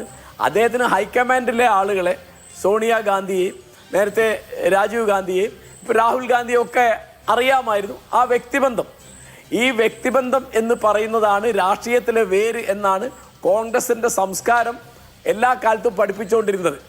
അത് വളരെ പഴക്കമുള്ള ഒരു സംഗതിയാണ്. പിന്നെ മുഖ്യമന്ത്രി കസേരയ്ക്ക് വേണ്ടിയുള്ള തർക്കം എന്നുള്ളതാണ് കോൺഗ്രസിലെ പ്രധാനപ്പെട്ട രാഷ്ട്രീയം. അത് 1960 വിമോചന സമരം കഴിഞ്ഞ് കോൺഗ്രസ് ലീഗ് PSP സഖ്യം വന്നപ്പോഴുള്ള ഒരു കാര്യമാണ്. അന്ന് ഇതുപോലെ 63 മെമ്പർമാർ കോൺഗ്രസിനുണ്ടായിരുന്നു. എന്നിട്ട് 20 മെമ്പർമാർ മാത്രമുള്ള PSPയുടെ നേതാവ് പട്ടംതാനുപിള്ളയാണ് മുഖ്യമന്ത്രിയായത്. അന്ന് മുസ്ലിം ലീഗിന് അവരുടെ സഖ്യകക്ഷിയാണ്, 11 മെമ്പർമാരുണ്ട്. പട്ടംതാനുപിള്ളയ്ക്ക് എന്ത് പറ്റി? അദ്ദേഹം മുതിർന്ന ഒരാളാണ്. നേരത്തെ തിരുവിതാംകൂറിൽ പ്രധാനമന്ത്രിയായിരുന്നു, തിരുക്കൊച്ചിയിൽ പ്രധാനമന്ത്രിയായിരുന്നു, പിന്നെ അദ്ദേഹം യൗവനകാലത്ത് കോൺഗ്രസ് ആയിരുന്നു. അങ്ങനെ അദ്ദേഹം കുറച്ചു കാലം മുഖ്യമന്ത്രിയായി. അദ്ദേഹത്തെ അന്നത്തെ സൗകര്യം ഉപയോഗിച്ചിട്ട് പഞ്ചാബ് ഗവർണറാക്കി അയച്ചു. അങ്ങനെയാണ് കേരളത്തിൽ കോൺഗ്രസിൻ്റെ ആദ്യത്തെ മുഖ്യമന്ത്രി R. ശങ്കർ അധികാരത്തിൽ വരുന്നത്. പിന്നെ 64 അവർ പടർന്ന് കേരള കോൺഗ്രസ് ഒക്കെ ഉണ്ടാക്കി പോട്ടെ. പിന്നെ കോൺഗ്രസിൻ്റെ പ്രധാനപ്പെട്ട രാഷ്ട്രീയ പ്രവർത്തനം എന്ന് പറയുന്നത് എത്രയോ കാലം ആൻ്റണി കരുണാകരൻ ഗ്രൂപ്പ് വഴക്കാണ്. ആ ഗ്രൂപ്പ് വഴക്കിൻ്റെ അടിസ്ഥാനം എന്താണ്? അത് ആദർശപരമോ ആശയപരമോ ഒന്നുമല്ല. അതെന്താണ്? ആരാണ് മുഖ്യമന്ത്രി ആവേണ്ടത്, ആരാണ് KPC പ്രസിഡന്റ് ആവേണ്ടത്, ആരാണ് ആഭ്യന്തരമന്ത്രി ആവേണ്ടത് എന്നുള്ള തർക്കമാണ്, അധികാര തർക്കമാണ്. അപ്പോൾ കേരളത്തിലെ കോൺഗ്രസിനെ നശിപ്പിച്ചത് പ്രധാനമായും ഈ ഗ്രൂപ്പ് വഴക്കുകളാണ്. ആ ഗ്രൂപ്പ് വഴക്കില്ലാതെ നിന്നു 10 കൊല്ലം. ഇപ്പോൾ അധികാരം കിട്ടി എന്നായപ്പോഴേക്ക് 3 ഗ്രൂപ്പുകൾ ഇപ്പം ഉണ്ടായിക്കഴിഞ്ഞു. അതുണ്ടാക്കിയത് ഹൈക്കമാൻഡാണ്. ഹൈക്കമാൻഡ് അങ്ങനെ മനസ്സിലാവുള്ളൂ. അതായത് നാടിൻ്റെ കാര്യം, മുന്നണിയുടെ കാര്യം, പാർട്ടിയുടെ കാര്യം എന്നൊക്കെ ഉള്ളതിനേക്കാൾ അധികം എന്താണ് മനസ്സിലാവുന്നത്? അവനവൻ്റെ സ്ഥാനം ഉറപ്പിക്കുക എന്നുള്ളൊരു കാര്യമാണ് കോൺഗ്രസിലെ മിക്ക നേതാക്കന്മാർ എപ്പോഴും പുലർത്തിക്കൊണ്ടിരുന്നത്. അതിൻ്റെ ഗതികേടാണ് നമ്മൾ എപ്പോഴും അനുഭവിച്ചുകൊണ്ടിരുന്നത്. ഇതിപ്പോൾ ഇവർ കോൺഗ്രസ്സുകാർ ഓർക്കേണ്ട ഒരു കാര്യം, UDF എന്ന് പറയുന്നൊരു സംവിധാനത്തിനാണ് ഈ പിന്തുണ കിട്ടിയത്. കോൺഗ്രസ്സുകാരുടെ മാത്രമല്ല അത്. അതിനകത്ത് അവരുടെ ഘടകകക്ഷികളല്ലാത്ത നിഷ്പക്ഷന്മാരായ, പ്രത്യേകിച്ച് പാർട്ടിയുടെ അണികളോ അനുയായികളോ അനുഭാവികളോ അല്ലാത്ത ആളുകൾ വോട്ട് ചെയ്തിട്ടുണ്ട്. തീർച്ചയായിട്ടും ഘടകകക്ഷികൾക്കപ്പുറം CPM കേഡർ വോട്ടുകൾ പോലും ഇത്തവണ UDF വന്നിട്ടുണ്ട് എന്ന് കണക്കുകൾ നോക്കുമ്പോൾ നമുക്ക് മനസ്സിലാക്കാം. ഞാൻ താങ്കളിലേക്ക് തിരിച്ചു വരാം. ശ്രീ NP ചേക്കുട്ടി, ഘടകകക്ഷികൾ ടീം UDF ആണല്ലോ മത്സരിച്ചത്. അതിൽ ടീം UDF-ൽ മുസ്ലിം ലീഗ് ജനവികാരം ജനഹിതമെന്ന് പറഞ്ഞ് ആർക്കൊപ്പമാണ് എന്ന നിലപാട് സ്വീകരിച്ചു കഴിഞ്ഞിട്ടുണ്ട്. PJ ജോസഫ് വളരെ ക്ലിയർ ആയി തന്നെ ഒരു ഉപതെരഞ്ഞെടുപ്പ് ആഗ്രഹിക്കുന്നില്ല എന്ന് മെസ്സേജ് നൽകി കഴിഞ്ഞു. അത് സതീഷിനൊപ്പമാണെന്നുള്ളതിന്റെ വ്യാഖ്യാനമാണ്. അപ്പോൾ ഘടകകക്ഷികൾ കൂടെ നിൽക്കുന്നത്. അത് മാത്രമല്ല, ഇന്നിപ്പോൾ ഇതൊക്കെ അഭ്യൂഹങ്ങളാണ്, നമുക്ക് ഉറപ്പിക്കാൻ കഴിയില്ല. VD സതീശൻ അല്ല, ഇന്നിപ്പം ഹൈക്കമാൻഡിൽ ഒരു തീരുമാനം വന്നിരുന്നെങ്കിൽ അടിയന്തര ചർച്ച പാണക്കാട് തറവാട്ടിൽ ചേരാനിരുന്നിരുന്നു. നിയുക്ത MLA-മാരെയൊക്കെ വിളിപ്പിച്ചിരുന്നു. അതുണ്ടായില്ല. പക്ഷെ തീരുമാനം വരാത്തതിനെ കൊണ്ട് ലീഗ് വിട്ടു നിൽക്കും, മന്ത്രിസഭയിൽ നിന്ന് പുറത്തുനിന്ന് പിന്തുണയ്ക്കുമെന്നൊക്കെ അഭ്യൂഹങ്ങൾ കേൾക്കുന്നു. അതിനൊക്കെ ഒരു സാധ്യതയുണ്ടോ? അല്ല, യഥാർത്ഥത്തിൽ ഇതിലൊരു പ്രശ്നം എന്ന് വെച്ചാൽ കേരളത്തിൽ 62 MLA-മാർ ഇപ്പോൾ കോൺഗ്രസിനുണ്ട്. 62 MLA-മാരിൽ നിന്ന് അവർക്കൊരു നിയമസഭാ കക്ഷി നേതാവിനെയും ഒരു മുഖ്യമന്ത്രിയെയും തിരഞ്ഞെടുക്കാൻ കഴിയുന്നില്ലെങ്കിൽ തീർച്ചയായും അത് വളരെ ഗൗരവമുള്ള റിപ്പർക്കഷൻസ് ഉണ്ടാക്കും. കാരണം എന്ന് വെച്ചാൽ നിങ്ങൾ തെരഞ്ഞെടുപ്പിൽ നിന്നിട്ട് കാര്യമില്ല, നിങ്ങളൊരു ജനാധിപത്യ പ്രക്രിയയുടെ ഭാഗമായിട്ട് നിന്നിട്ട് കാര്യമില്ല, നിങ്ങൾ പാർട്ടിയുടെ അടിയുറച്ച അനുഭാവിയായിട്ടും പ്രവർത്തകനായിട്ടും നിന്നിട്ട് കാര്യമില്ല. നിങ്ങൾക്ക് അവിടെ ഹൈക്കമാൻഡിൽ പിന്നെ ജനപത്തിലോ എവിടെയാണെന്ന് വെച്ചാൽ അവിടെ വീട്ടിൽ പോയിട്ട് അവിടെയുള്ള ആളുകളെ പിന്നെ ഇങ്ങനെ താലോലിച്ചും സ്വാധീനിച്ചും ഒക്കെ നിന്നാൽ മാത്രമാണ് നിങ്ങൾക്ക് വല്ല കാര്യവും നടക്കൂ എന്ന് വന്നാൽ എന്ത് ജനാധിപത്യം ഇത്? അപ്പം അതുകൊണ്ട് ജനാധിപത്യത്തിൻ്റെ അടിസ്ഥാനപരമായ മൂല്യങ്ങളെ പൂർണ്ണമായിട്ടും എന്താ പറയുക റിജക്റ്റ് ചെയ്യുന്ന ഒരു പ്രക്രിയ ഇതിനകത്തുണ്ട്. കാരണം എന്താ സംഭവിക്കുന്നത്? കേരളത്തിൽ മത്സരിച്ച, കേരളത്തിൽ ജയിച്ച നേതാക്കന്മാരിൽ ആരായാലും നമുക്ക് ഇതിനകത്ത് വിഷയമൊന്നുമില്ല. നമ്മൾ UDF-ന് വോട്ട് ചെയ്ത ആളുകൾ കേരളത്തിലൊരു മുഖ്യമന്ത്രി വേണം എന്ന് ആഗ്രഹിക്കുന്നുണ്ട്. അത് കേരളത്തിൻ്റെ ആവശ്യവുമാണ്. അതിന് പകരം ഇതിൻ്റെ റെഫറി ആയിരുന്ന ഒരാളാണ് ഈ പ്രക്രിയയിൽ റെഫറി ആയിരുന്ന ഒരാൾ തന്നെ ഇപ്പം ബാറ്റിംഗ് വേണ്ടി ഇറങ്ങിയിരിക്കുന്നത്. അദ്ദേഹം മറ്റ് 2 കക്ഷികളെ അടിച്ച് തുരത്താൻ ഇറങ്ങിയിരിക്കുകയാണ്. അങ്ങനെ ഒരു ഗെയിം നിങ്ങൾ എവിടെയും കണ്ടിട്ടുണ്ടോ? ആദ്യം റെഫറി ആയിട്ടിരിക്കുക, അതിനുശേഷം ഗെയിമിൻ്റെ ഒരു പ്രത്യേക ഘട്ടത്തിൽ ആൾ തന്നെ ബാറ്റിങ്ങിന് ഇറങ്ങുക. അങ്ങനെ ലോകത്തൊരു കളി നടക്കില്ല. അപ്പോൾ ചില കളികൾക്കും ചില നിയമങ്ങളുണ്ട്. ഇവിടെ സംഭവിക്കുന്നത് വെച്ചാൽ ഒരാളെ ഒരു സ്റ്റേജിൽ റെഫറി ആയിട്ട് രംഗത്ത് വരുന്നു, പിന്നീട് അദ്ദേഹം തന്നെ ഗെയിം സ്വന്തം നിലയിൽ ഏറ്റെടുക്കാൻ തുടങ്ങും. ഇതിൻ്റെ ഒരു പ്രശ്നം ഈ ഇത്തരത്തിലുള്ള കളി നിയമങ്ങൾ തെറ്റിച്ചുകൊണ്ട് മുമ്പോട്ട് പോകാൻ എങ്ങനെയാണ് ഒരാൾക്ക് സാധിക്കുന്നത്? അദ്ദേഹത്തിന് ഹൈക്കമാൻഡിലുള്ള കേന്ദ്രത്തിലുള്ള വമ്പിച്ച സ്വാധീനമാണ് അതിന് കാരണമാവുന്നത്. അല്ലാതെ ഒരാൾക്കത് പറ്റില്ല. ഈ 62 MLA-മാർ ഒരാൾക്കും അത് കഴിയുന്നില്ല. എന്തുകൊണ്ട് KC വേണുഗോപാൽ സാധിക്കുന്നത് വെച്ചാൽ അദ്ദേഹത്തിന് കേന്ദ്രത്തിലുള്ള സ്വാധീനം തന്നെയാണ്. അദ്ദേഹം അഖിലേന്ത്യാ സംഘടനാ സെക്രട്ടറിയാണ്. സംഘടനാ സെക്രട്ടറി കോൺഗ്രസിന് വേറെ ആളുകളുണ്ട്. ഇത് യഥാർത്ഥത്തിൽ കാണിക്കുന്ന ഒരു കാര്യം, കോൺഗ്രസിനകത്ത് ആഭ്യന്തര ജനാധിപത്യം എന്ന് പറഞ്ഞ പരിപാടിയില്ല. കോൺഗ്രസ് ആഭ്യന്തര ജനാധിപത്യം നഷ്ടപ്പെട്ട ഒരു പൊളിറ്റിക്കൽ പാർട്ടിയാണ്. അപ്പം അതുകൊണ്ട് തന്നെ പണ്ട് ഈ ആനിമൽ ഫാം എന്ന് പറഞ്ഞിട്ട് ബുക്കുണ്ട്, നമ്മൾ ജോർജ് ഓർവെൽ, അതിലൊരു പറയുന്നുണ്ട്, ഒരു ഡയലോഗ് ഉണ്ട്, all are equal but some are more equal. ഏതാണ്ട് അത് സോവിയറ്റ് യൂണിയനെ കുറിച്ചും സ്റ്റാലിൻ്റെ കാലത്തെ കമ്മ്യൂണിസ്റ്റ് പാർട്ടിയെക്കുറിച്ചോ കാണുന്നതാണ് നമ്മൾ പറഞ്ഞു കേട്ടിരുന്നത്. പക്ഷേ യഥാർത്ഥത്തിൽ ഇപ്പോഴത്തെ കാലത്ത് കോൺഗ്രസിനെ കുറിച്ചും ഇത് തന്നെയാണ്, all are equal but some are more equal, KC is more equal എന്ന ഒരു സന്ദേശം അത് കൊടുക്കുന്നുണ്ട്. കോൺഗ്രസിനെ സംബന്ധിച്ചിടത്തോളം വളരെ വേദനാജനകമായിട്ട് ഒരു മെസ്സേജാണത്. ശ്രീ ജോർജ് പൊടിപ്പാറ, നമ്മൾ 102 1960 ശേഷം വീണ്ടും 63 കോൺഗ്രസ് MLA-മാരുടെ കണക്കെത്തുകയാണ്. അതൊക്കെ വലിയ നമ്പറാണ്, വലിയ കണക്കാണ്. അപ്പോൾ ആ ജനഹിതം, ജനവികാരം മാനിക്കേണ്ടതുണ്ട്.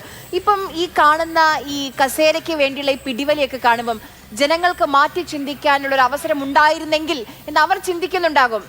ഞാൻ താങ്കളിലേക്ക് തിരിച്ചു വരാം. ഇപ്പോൾ KPCC അധ്യക്ഷൻ സണ്ണി ജോസഫ് മാധ്യമങ്ങളോട് സംസാരിക്കുകയാണ്. അതൊന്ന് കേട്ടിട്ട് ഞാൻ അതിലേക്ക് തിരിച്ചു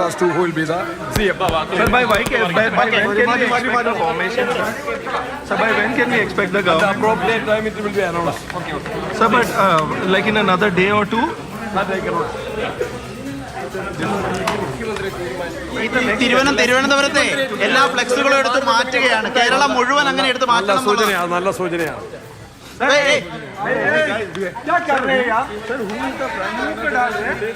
Going back.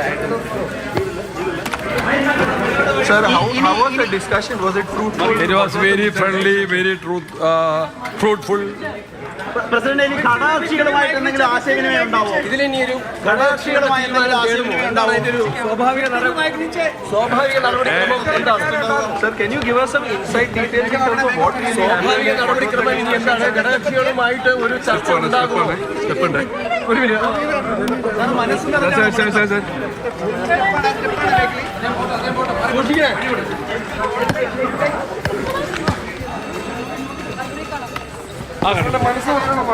മനസ്സും വയറും നിറഞ്ഞു. ഇവിടുന്ന് കഞ്ഞി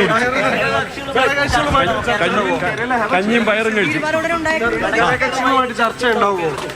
ഇവിടുത്തെ പുരോഗതി ചർച്ച ഹൈക്കമാൻഡ് ഉചിതമായ തീരുമാനങ്ങൾ, നടപടികൾ സ്വീകരിക്കും. എന്നെ പോകാൻ അനുവദിക്കുന്നതിന് പ്രത്യേകം നന്ദി. പൊതുവികാരം ഒരു മാനദണ്ഡമാകുമോ? പൊതുവികാരം ഒരു മാനദണ്ഡമാകുമോ?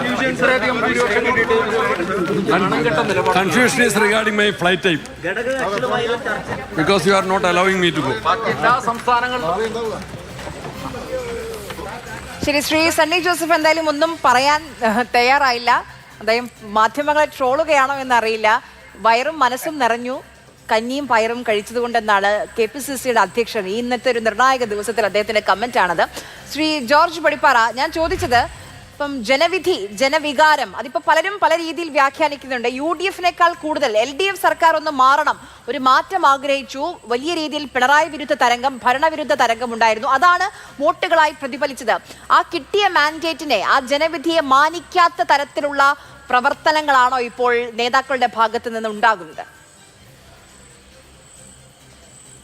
അല്ലാതെ വൈകിയെന്നൊന്നും പറയാൻ പറ്റില്ല. കോൺഗ്രസിനകത്തൊരു മുഖ്യമന്ത്രി, പലർക്കും നേരത്തെ എല്ലാവരും പറഞ്ഞതുപോലെ പല അവകാശികളുള്ളപ്പോൾ സ്വാഭാവികമായിട്ടും ചില തർക്കങ്ങളും ഉണ്ടാകാം. ഓരോരുത്തരും വിചാരിക്കുന്നത് ഞങ്ങളാണ് കൂടിയ അവകാശികൾ, ഞങ്ങളുടെ പങ്കാണ് പ്രധാനം, ഞങ്ങളുടെ പാരമ്പര്യമാണ് പ്രധാനം, അനുഭവ സമ്പത്താണ്, ട്രാക്ക് റെക്കോർഡാണ് എന്നൊക്കെ പറയുന്ന അതൊക്കെ എല്ലാ കാലത്തും ഉണ്ടായിട്ടുണ്ട്.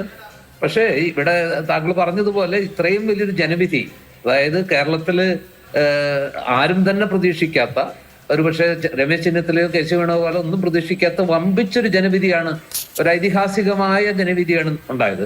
അതിനെ ആ ജനവിധി നൽകിയ കേരളത്തിലെ ജനങ്ങളെ, മഹാഭൂരിപക്ഷം ജനങ്ങളെയും നിരാശപ്പെടുത്തുന്ന ചില കാര്യങ്ങൾ നടക്കുന്നു. പക്ഷെ അത് ജനാധിപത്യത്തിന്റെ ഒരു ഭാഗമായിട്ട് ഒരു ഇത്തിരി സ്പോർട്സ്മാൻ സ്പിരിറ്റോടെ എടുത്താൽ അത്രയ്ക്ക് വൈകിട്ടില്ല എന്നുള്ളതൊരു വസ്തുതയാണ്. കഴിയുന്നത്ര സ്പീഡിൽ നിരീക്ഷകർ വരുന്നു, MLA-മാരുടെ അഭിപ്രായം എടുക്കുന്നു. ഇതൊക്കെ ഇങ്ങനെയെല്ലാം പ്രോസസ്സ് എല്ലാം പെട്ടെന്ന് നടക്കുന്നു. റിപ്പോർട്ട് തന്നെ വളരെ പെട്ടെന്ന് കൊടുക്കുന്നു. അപ്പൊ തന്നെ അതിന്മേൽ ചർച്ച നടക്കുന്നു. അപ്പൊ ആ രീതിയിലൊക്കെ പോകുന്നുണ്ട്. ഇവിടെ ചില കാര്യങ്ങൾ ഇപ്പോ കാരശ്ശേരി മാഷ് പറഞ്ഞ കുറെ കാര്യങ്ങൾ വളരെ കറക്റ്റാണ്. അദ്ദേഹത്തിന്റെ നിരീക്ഷണങ്ങളോട് മുൻപൊക്കെ എല്ലാ ചർച്ചകളിലും ഏതാണ്ട് സമാനമായ അഭിപ്രായം പറഞ്ഞ ഒരാളാണ് ഞാൻ. ശ്രീ ജയക്കുട്ടി എന്റെ അടുത്ത സുഹൃത്താണ്. അദ്ദേഹത്തിന്റെ അഭിപ്രായങ്ങളും ഏറെക്കുറെ ഞങ്ങളൊക്കെ ഏതാണ്ട് ഒരേ തൂവൽ പക്ഷികളാണ്. ഏതാണ്ട് ഇപ്പോഴത്തെ ഒരു സാഹചര്യത്തോട് നമ്മളൊക്കെ പ്രതികരിക്കുന്ന ഒരു രീതിയിലാണ്. എനിക്ക് രാഹുൽ ഈശ്വറിന്റെ അദ്ദേഹം വളരെ മെച്ചുറാണ്. അദ്ദേഹത്തിന്റെ അഭിപ്രായങ്ങൾക്ക് എപ്പോഴും ഒരു വ്യത്യസ്തത ഉണ്ടാവും. പഴയ ഞാൻ അദ്ദേഹത്തിന്റെ അഭിപ്രായങ്ങൾ കേൾക്കുമ്പോൾ പലപ്പോഴും ഓർക്കുന്നത് ഏത് കാര്യത്തെയും വ്യത്യസ്തമായ ഒരു ആംഗിളിൽ എഴുതി പിടിപ്പിച്ചിരുന്ന പഴയ നമ്മുടെയൊക്കെ പ്രിയപ്പെട്ട എഴുത്തുകാരൻ ശ്രീ MP നാരായണപിള്ളയാണ്. ഏത് കാര്യത്തിലും അദ്ദേഹത്തിന്റെ ആറ്റിറ്റ്യൂഡ് അല്ലെങ്കിൽ അദ്ദേഹം സമീപിക്കുന്ന വേറെ രീതിയിലാണ്. രാഹുൽ ഈശ്വറിന് എപ്പോഴും അങ്ങനെയുള്ള ഒരു വ്യത്യസ്തമായ ആംഗിളുണ്ട്. പക്ഷെ എങ്കിലും ഈ കാര്യത്തില് അദ്ദേഹം പറഞ്ഞൊരു പ്രയോഗം ഞാൻ പ്രത്യേകം ശ്രദ്ധിച്ചു. അതായത് പട നയിച്ചത് VD സതീശനാണ്, പക്ഷെ പടയൊരുക്കിയത് KC വേണുഗോപാലാണ്. എനിക്ക് ആ പ്രയോഗത്തോട് വലിയ യോജിപ്പുണ്ട്. ഇവിടെ മനസ്സിലാക്കേണ്ട ഒരു കാര്യം, ഈ പട നയിച്ചത് എന്നുള്ളതിനേക്കാൾ പ്രധാനം ഈ പടയ്ക്കുള്ള ഒരുക്കങ്ങൾ നടത്തിയത് സത്യത്തിൽ VD സതീശനാണ്. പടയൊരുക്കിയത് എന്ന് പറയുന്നതിന് ഈ പറഞ്ഞ നിയമസഭാ തെരഞ്ഞെടുപ്പ് മാത്രമായിട്ടൊരു പടയുണ്ടോ? 2021 പാടെ തകർന്ന് തരിപ്പണമായൊരു മുന്നണി, ആത്മവിശ്വാസം തരിമ്പോലില്ലാത്തൊരവസ്ഥയിൽ ഇനിയൊരു തെരഞ്ഞെടുപ്പ് വിജയം ഉണ്ടാകുക, രണ്ടാം മൂഴം പോലും ഇടതുപക്ഷത്തിന് അതിഭയങ്കരമായ ഭൂരിപക്ഷത്തിൽ കിട്ടിയ ഒരു അവസ്ഥയിൽ തകർന്ന് തരിപ്പണമായ എല്ലാ മുറയിലെല്ലാം നഷ്ടപ്പെട്ട് ആകെ എന്താ പറയാ അങ്ങനെ ആയിപ്പോയ ഒരു മുന്നണിയെ ഈ 5 വർഷം കൊണ്ട് പടയ്ക്ക് പറ്റുന്ന രീതിയിൽ എവിടെയാണ് ഏത് ഭാഗത്താണ് വീഴ്ച, അതായത് കാലാളാണോ വീഴ്ച, അല്ലെങ്കിൽ അങ്ങനെ ഓരോ ആ പടയുടെ പല ഭാഗങ്ങളുണ്ടല്ലോ, ഇൻഫാൻട്രിയിലാണോ തകർച്ച, അല്ലെങ്കിൽ നാവികസേന, വ്യോമസേന, കരസേന, ഇതിലെടുത്ത് നോക്കിയാൽ എവിടെയാണ് പാർട്ടിക്ക് മുന്നണിക്ക് കുഴപ്പം, എന്താണ് ഈ പരാജയങ്ങളുടെ തുടർ പരാജയങ്ങളുടെ കാരണം എന്ന് മനസ്സിലാക്കിയിട്ട് അതുവരെ ഒരു അമച്ചർ രീതിയിൽ, അതായത് മറ്റ് 2 പാർട്ടികൾ, കേരളത്തിലുള്ള 2 പ്രസ്ഥാനങ്ങളും, അത് CPM ആകട്ടെ അല്ലെങ്കിൽ ഇടതുപക്ഷം ആകട്ടെ BJP ആകട്ടെ, ഒരു കേഡർ സ്വഭാവത്തോടെ കുറെ കൂടി തെരഞ്ഞെടുപ്പുകളേക്കാൾ വല്ലാത്തൊരു പ്രൊഫഷണൽ ശൈലിയിൽ മികച്ച സോഷ്യൽ മാനേജ്മെന്റുകളോട് സമീപിക്കുന്ന അവരുടെ അതിലേക്ക് ഈ UDF-നെയും കൺവെർട്ട് ചെയ്തില്ലേ? അതായത് ഒരു പ്രൊഫഷണൽ ഇലക്ഷൻ മാനേജ്മെന്റ് എന്ന് പറയുന്നത് മുമ്പ് കേരളത്തിൽ കേട്ടിട്ടില്ലാത്തൊരു ഏർപ്പാടാണ് കോൺഗ്രസിനും UDF-നും. ആ ഒരു പ്രൊഫഷണൽ മാനേജ്മെന്റ് ശൈലിയിലേക്ക് ഈ പ്രസ്ഥാനത്തെ മാറ്റിയെടുത്തതിന്റെ ഫലമല്ലേ നിലമൊരുക്കൽ എന്ന വാക്കാണ് വളരെ പ്രധാനം. വിതയ്ക്കുന്നതിന് മുമ്പ് കൃത്യമായിട്ട് നിലമൊരുക്കി. അതിനു മുമ്പ് ചെറിയ വിതകളൊക്കെ നടത്തി, വലിയ വിതയും നടന്നു. പാർലമെന്റ് തെരഞ്ഞെടുപ്പിലെ വമ്പൻ ഭൂരിപക്ഷം, ഉപതെരഞ്ഞെടുപ്പുകളിലെ തുടർച്ചയായിട്ടുള്ള വിജയങ്ങൾ, അതിനുശേഷം തദ്ദേശ ഭരണ തെരഞ്ഞെടുപ്പിലെ സെമി ഫൈനൽ പോരാട്ടത്തിലെ ഒരു അത്യുജ്വല വിജയം, അതിലൊരു പരാജയമാണ് സംഭവിച്ചിരുന്നെങ്കിൽ എന്താ ഉണ്ടാകുക? അത് നയിച്ചത് KC വേണുഗോപാലാണോ? അദ്ദേഹമാണ് ആ തെരഞ്ഞെടുപ്പിലേക്ക് പണം പമ്പ് ചെയ്ത്. അപ്പൊ ഈ ഇത്തരം ഉപതെരഞ്ഞെടുപ്പുകൾ മുതൽ ഏറ്റവും ഒടുവിൽ അല്ലെങ്കിൽ ഈ സെമി ഫൈനലിലെ തദ്ദേശ തെരഞ്ഞെടുപ്പ് പോരാട്ടം വരെയുള്ള ആ വലിയ ഒരുക്കങ്ങൾ നടത്തി ഒരു വലിയ വിശാലമായ ഒരു പൊളിറ്റിക്കൽ പ്ലാറ്റ്ഫോമായിട്ട് ഈ മുന്നണിയെ മാറ്റിയെടുത്ത് ആത്മവിശ്വാസം തുളുമ്പുന്ന ഒരു സംഘമായി, അല്ലെങ്കിൽ വിജയ തൃഷ്ണയുള്ള ഒരു സംഘമായി വിജയിക്കാൻ കഴിയുന്ന ഒരു കൂട്ടായിട്ട് മാറ്റിയെടുത്തിട്ട് പടം നയിക്കുക മാത്രമല്ല നിലമൊരുക്കുകയും ചെയ്തത് VD സതീശനാണ്. ശ്രീ രാഹുൽ ഈശ്വർ, നേരത്തെ തുടക്കത്തിൽ ശ്രീ MN കാരശ്ശേരി പറഞ്ഞൊരു കാര്യമുണ്ട്. ഒരു കളിയാവുമ്പോൾ കളിക്കൊരു നിയമമുണ്ടാകും. ആ കളി നിയമത്തിൽ ഈ 2026 നിയമസഭാ തെരഞ്ഞെടുപ്പിൽ കോൺഗ്രസിന്റെ കളി നിയമമായിരുന്നു MP-മാർ മത്സരിക്കേണ്ട എന്നുള്ളത്. മത്സരിക്കാൻ ആഗ്രഹിച്ച MP-മാരുടെ എണ്ണം 5 ഉണ്ടാവും മിനിമം. പരസ്യമായി പറഞ്ഞവരുണ്ട്, ആഗ്രഹം പ്രകടിപ്പിച്ചവരുണ്ട്, ഡൽഹിയിലേക്ക് പോയി ഹൈക്കമാൻഡിനെ പ്രതിസന്ധിയിലാക്കിയ MP-മാർ വരെയുണ്ട്. പക്ഷേ MP-മാർ മത്സരിക്കേണ്ട ഇത്തവണ അതൊരു കളി നിയമമായിരുന്നു. അത് കഴിഞ്ഞ് കളി നിയമം ഉണ്ടാക്കുന്നു. ആ നിയമം ഉണ്ടാക്കിയവരിൽ ഒരാളാണ് KC വേണുഗോപാൽ, ഹൈക്കമാൻഡിന്റെ ഭാഗമാണ്. അത് കഴിഞ്ഞ് കളി കഴിഞ്ഞു, നിങ്ങൾ കളി ജയിച്ചു. അപ്പോൾ റഫറി ആയിരുന്ന ഒരാൾ അല്ലെങ്കിൽ അമ്പയർ ആയിരുന്ന ഒരാൾ കളി നിയമം അപ്പാടെ മാറ്റി എനിക്ക് ഈ കപ്പെടുക്കാൻ ഞാൻ വരുമെന്ന് പറയുന്നതിൽ ഒരു സ്വാഭാവിക നീതിയുടെ പ്രശ്നമുണ്ടോ? പൊടിപ്പാറ സാർ എന്നെ കുറിച്ച് വ്യക്തിപരമായി പറഞ്ഞിട്ടുണ്ട്. അതും ഒരു വരിയിൽ പരാമർശിച്ചുകൊണ്ട് ഞാൻ അതിന് മറുപടി പറയാം. പൊടിപ്പാറ സാർ ഓർക്കേണ്ട കാര്യം, സുപ്രീം കോടതിയുടെ 5-അംഗ ബെഞ്ചിന് ശബരിമലയിൽ തെറ്റിയപ്പോഴും ഇന്ത്യ മുഴുവൻ കോൺഗ്രസ്, CPM, BJP ഒരുമിച്ച് ഞങ്ങളെ എതിർത്തപ്പോഴും രാഹുൽ ഈശ്വറിനെ പോലെ വിരലെണ്ണാവുന്ന ആൾക്കാരെടുത്ത നിലപാട് കാരണമാണ് അന്ന് സുപ്രീം കോടതിയുടെ ജഡ്ജിമാരുടെ നിലപാട് തെറ്റാണ് എന്ന് നമുക്ക് ഇന്ന് പറയാൻ കഴിയുന്നത്. ഇതുപോലെ ഇത് മാത്രമല്ല, മകരവിളക്ക്, മകരജ്യോതി ആകട്ടെ, ശ്രീ ദിലീപിന്റെ വിഷയമാകട്ടെ, ശ്രീ രാഹുൽ മാങ്കൂട്ടത്തിന്റെ വിഷയമാകട്ടെ, കാലം ഞാൻ ഒറ്റയ്ക്കെടുത്ത നിലപാടുകൾ ശരിയാണെന്ന് തെളിയിച്ചിട്ടുള്ളതാണ്. അതായത് വർഷങ്ങൾ എടുക്കുമായിരിക്കും ആ നിലപാടുകൾ ശരിയാണെന്ന് തെളിഞ്ഞു വരാൻ. പക്ഷേ ആ നിലപാടുകൾ ഫൈറ്റ് ചെയ്ത് വിജയിപ്പിച്ച ഒരാളാണ് ഞാൻ എന്ന് വിനയപുരസരം ഓർപ്പിക്കുന്നു. ഈ സാറ് വന്ന വിഷയത്തിലേക്ക് അരി അവിടുത്തെ ഇഷ്യൂ എന്താ അറിയാമോ? ശ്രീ വി ഡി സതീശനെ എല്ലാവർക്കും ഇഷ്ടമാണ്, പ്രഗത്ഭനാണ്, സംശയമൊന്നുമില്ല. പക്ഷെ എല്ലാത്തിന്റെയും ക്രെഡിറ്റ് ശ്രീ വി ഡി സതീശന് മാത്രമാണോ? ശ്രീ വി ഡി സതീശന് ഗംഭീരമായ ക്രെഡിറ്റ് ഉണ്ട്, സംശയമില്ല. ശ്രീ രമേശ് ചെന്നിത്തലയ്ക്കുണ്ട്, ഓരോ കോൺഗ്രസ് പ്രവർത്തകനും ഉണ്ട്. ഞാനൊരു കോൺഗ്രസ്സുകാരനുമല്ല, ഇത് പഠിക്കുന്നൊരു വ്യക്തി എന്ന നിലയിൽ ഈ നിലമൊരുക്കുന്നതും ഇതിന്റെ പിന്നിൽ പ്രവർത്തിക്കുന്നതും സ്ട്രോങ് ആയ ഒരു ഓർഗനൈസറുമായിട്ട് ശ്രീ കെ സി വേണുഗോപാലും നിന്നില്ല എന്ന് പറയുന്നിടത്താണ് ഈ വിഷമം. അതായത് എനിക്ക് ഉറപ്പുണ്ട് ശ്രീ കെ സി വേണുഗോപാലിനെ സപ്പോർട്ട് ചെയ്യുന്ന ഒരാൾ പോലും ശ്രീ വി ഡി സതീശനെ ഡീമീൻ ചെയ്യുകയോ മോശമാക്കുകയോ ചെയ്യുന്ന ഒരു വാക്ക് പോലും പറയുന്നില്ല. പക്ഷേ ദൗർഭാഗ്യവശാൽ ശ്രീ വി ഡി സതീശന്റെ പക്ഷത്തെ സപ്പോർട്ട് ചെയ്യുന്ന പല ആൾക്കാരും ശ്രീ കെ സി വേണുഗോപാലിന്റെ ഈ ക്ലെയിമിന് യോഗ്യതയില്ലാന്ന് ധ്വനിപ്പിക്കുന്ന രീതിയിലോ സൂചിപ്പിക്കുന്ന രീതിയിലോ പറയുന്നത് വളരെ ദൗർഭാഗ്യകരമാണ്. കാര്യം ഇതിന്റെ ഓർഗനൈസിംഗ് നിൽക്കുമ്പോൾ ഒറ്റ കാര്യം മാത്രം ആലോചിച്ചാൽ മതി. ഈ 63-ൽ 47 പേരും ശ്രീ കെ സി വേണുഗോപാലിനെ പിന്തുണയ്ക്കുന്നത് ഒന്നും കാണാതെ അല്ലല്ലോ. ശ്രീ കെ സി വേണുഗോപാലിനെ പിന്തുണയ്ക്കുന്നതിന്റെ പിന്നിൽ അവർക്ക് അദ്ദേഹം എടുത്ത എഫേർട്ട് അറിയാമല്ലോ. അതായത് സമവായം സൃഷ്ടിക്കുക, കാൻഡിഡേറ്റ്സിനെ കണ്ടെത്തുക, വിമത ഈ പറയുന്ന പല എംപിമാരെയും പറഞ്ഞ് സമന്വയത്തിന്റെ പാതയിൽ കൊണ്ടുവന്നത് ശ്രീ കെ സി വേണുഗോപാലല്ലേ. അദ്ദേഹത്തിന്റെ ജോലി തന്നെയാണത്, അദ്ദേഹത്തിന്റെ ധർമ്മമാണ്. അത് നല്ല രീതിയിൽ നിറവേറ്റുന്നത് കൊണ്ടല്ലേ. ഇല്ലെങ്കിൽ ഒന്ന് ആലോചിച്ച് നോക്കൂ, കോൺഗ്രസിലെ ഈ 63-ൽ ഏകദേശം 47 MLA-മാർ എന്തുകൊണ്ടാണ് ഇത്ര കട്ടയ്ക്ക് ശ്രീ കെ സി വേണുഗോപാലിനോട് നിൽക്കുന്നത്? സോഷ്യൽ മീഡിയ സെന്റിമെന്റ്സ് എതിരാണെന്ന് അറിഞ്ഞിട്ടും അവർ നിൽക്കുന്നതിന്റെ കാര്യം എന്താ? അപ്പൊ ഒരു കാര്യം കൂടെ, അതിൽ ശ്രീ വി ഡി സതീശന്റെ ഒരു മാതൃകയുണ്ട്. ലക്ഷക്കണക്കിന് ആൾക്കാർ പിന്തുണയ്ക്കുന്ന ഒരാളാണ് ശ്രീ രാഹുൽ ഈശ്വർ. ഞാൻ ഒന്ന് ഇടപെട്ടോട്ടെ. ശ്രീ വി ഡി സതീശൻ വരികയാണ്. ഒരുപക്ഷെ മാധ്യമങ്ങളോട് സംസാരിച്ചേക്കാം, അതുകൊണ്ടാണ് ഇടപെട്ടത്. ഇല്ല, പക്ഷെ മാധ്യമങ്ങളോട് സംസാരിക്കാൻ വി ഡി സതീശൻ തയ്യാറായില്ല. നമുക്ക് ദൃശ്യങ്ങൾ കാണാം. എനിക്ക് തോന്നുന്നത് ഇന്ന് ഡൽഹിയിൽ നിന്ന് ഇന്ന് തന്നെ നേതാക്കൾ മടങ്ങും. നാളെ രാഹുൽ ഗാന്ധിക്ക് എന്തായാലും തമിഴ്നാട്ടിൽ സത്യപ്രതിജ്ഞയാണ്. വിജയുടെ സത്യപ്രതിജ്ഞയിൽ പങ്കെടുക്കുകയും വേണം. ശ്രീ രാഹുൽ ഈശ്വർ ക്ഷമിക്കണം, തുടർന്നോളൂ. പെട്ടെന്ന് രണ്ട് കാര്യങ്ങൾ. അവിടെയാണ് ശ്രീ വി ഡി ഗംഭീരമായ ഒരാളാണ്. ശ്രീ വി ഡിയുടെ അറിവ് കാണുമ്പോൾ വി ഡിയുടെ അറിവിനോട് അസൂയ തോന്നുന്ന ഒരു വ്യക്തിയാണ് ഞാൻ. ഇനി രാഹുൽ മാങ്കൂട്ടത്തിൽ ഇതേപോലെ ലക്ഷക്കണക്കിന് സപ്പോർട്ടേഴ്സ് ഉള്ള ഒരാളാണ്. പക്ഷേ രാഹുൽ മാങ്കൂട്ടത്തിന്റെ വിഷയത്തിൽ ശ്രീ വി ഡി സതീശനെതിരെ ക്യാമ്പയിൻ ചെയ്യുന്ന വ്യക്തിയാണ്. എനിക്ക് രാഹുലിനെ പരിചയം ഉണ്ടായിട്ടല്ല. ശ്രീ വി ഡിയുടെ നിലപാട് തെറ്റായിരുന്നു എന്ന ഉറച്ച ബോധ്യത്തിലാണ്. അതാണ് ഇന്ന് കോടതി വിധികളിൽ തന്നെ തെളിഞ്ഞു വരുന്നത്. അന്ന് ശ്രീ വി ഡി സതീശൻ പറഞ്ഞത് കടൽ ഇളകി വന്നാലും ഞാൻ നിലപാട് മാറ്റില്ല എന്നല്ലേ.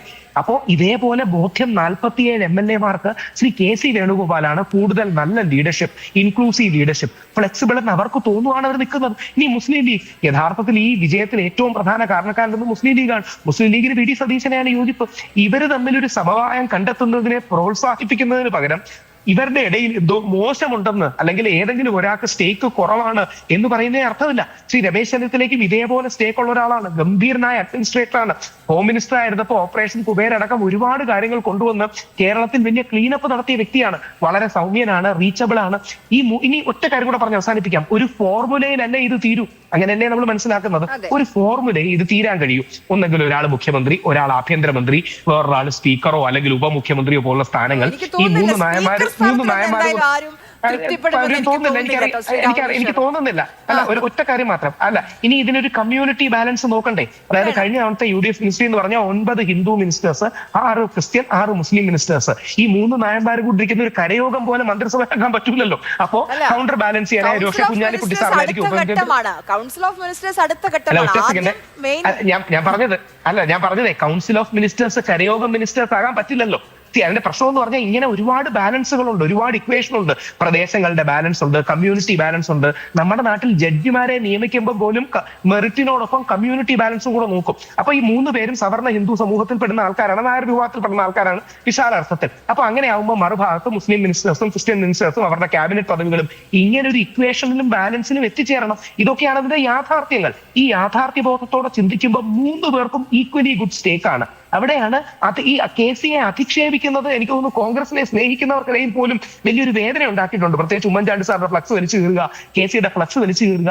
അങ്ങനെയല്ല, വി ഡി സതീശൻ ഫിഡിലിനാണെന്ന് പറയണം, ഉഗ്രനാണെന്ന് പറയണം. പക്ഷേ കെ സി മോശമാണെന്ന് പറയരുത്. തിരിച്ച് രമേശ് ചെന്നിത്തലാജി ഉഗ്രനാണെന്ന് പറയണം, ബാക്കി 2 പേരും മോശമാണെന്ന് പറയരുത്. അതേപോലെ കെ സി മിടുക്കനാണെന്ന് പറയണം, ശ്രീ വി ഡി സതീശനെ കുറ്റം പറയരുത്. 3 പേരുടെയും പോസിറ്റീവുകൾ ഹൈലൈറ്റ് ചെയ്യുന്ന ഒരു നെറേറ്റീവ് പ്രസന്റ് ചെയ്യുകയും 3 പേർക്കും ഈക്വൽ ക്ലെയിം ഉണ്ടെന്ന് നമ്മൾ സമ്മതിക്കുകയും അതിലൊരാളെ ഫൈനലി ഹൈക്കമാൻഡ് ചൂസ് ചെയ്യുകയും ചെയ്യട്ടെ. അങ്ങനെയല്ല, ഇനി എല്ലാവരെയും ഇതിൽ അക്കോമഡേറ്റ് ചെയ്യണമെന്നുള്ളതാണ്. ജനാധിപത്യത്തിന്റെ സൗന്ദര്യം എന്നൊക്കെ പറയുന്നുണ്ട്. പക്ഷെ അതിന്റെ ഏറ്റവും നല്ല കാഴ്ച ഇപ്പൊ 3 നേതാക്കളും വന്ന് ഈ ഫ്ലെക്സ് യുദ്ധം, ഈ പ്രകടനങ്ങളൊക്കെ അവസാനിപ്പിക്കണം എന്ന് അവർ 3 പേരും നിരന്നു പറഞ്ഞു.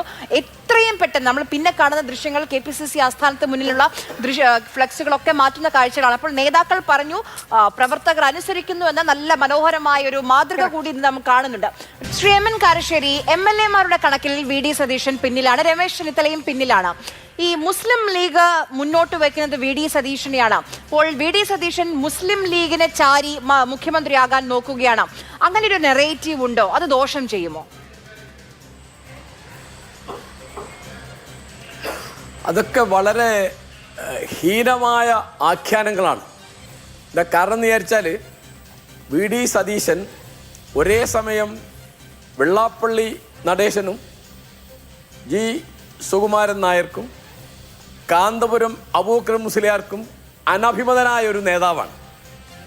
അദ്ദേഹം ഇവരുടെ ആരുടെയും തിണ്ണുനിറങ്ങാൻ പോയിട്ടില്ല. അദ്ദേഹം മുഖ്യമന്ത്രിയാകുന്നതിന് ഇവർ 3 പേരും എതിരാണെന്ന് പറഞ്ഞ അർത്ഥം പൗരോഹിത്യത്തെയോ സാമുദായിക നേതൃത്വത്തെയോ പ്രീണിപ്പിച്ചിട്ട് ഒന്നും വേണ്ട എന്ന് തീരുമാനിച്ച ഒരാളാണ് അദ്ദേഹം. ഇപ്പോൾ UDF-ലെ പ്രധാനപ്പെട്ട ഘടകകക്ഷിയാണ്, കേരളത്തിലെ 3ാമത്തെ പാർട്ടിയാണ് മുസ്ലിം ലീഗ്.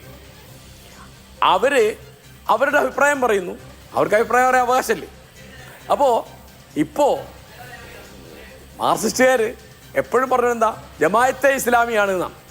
അതൊക്കെ അന്ന് അവർക്ക് വോട്ട് കിട്ടാൻ വേണ്ടി അത് പറഞ്ഞതാണ് അവർക്ക് വോട്ട് പോയെന്ന് അവർക്ക് ഇപ്പം മനസ്സിലായിട്ടുണ്ടാവും.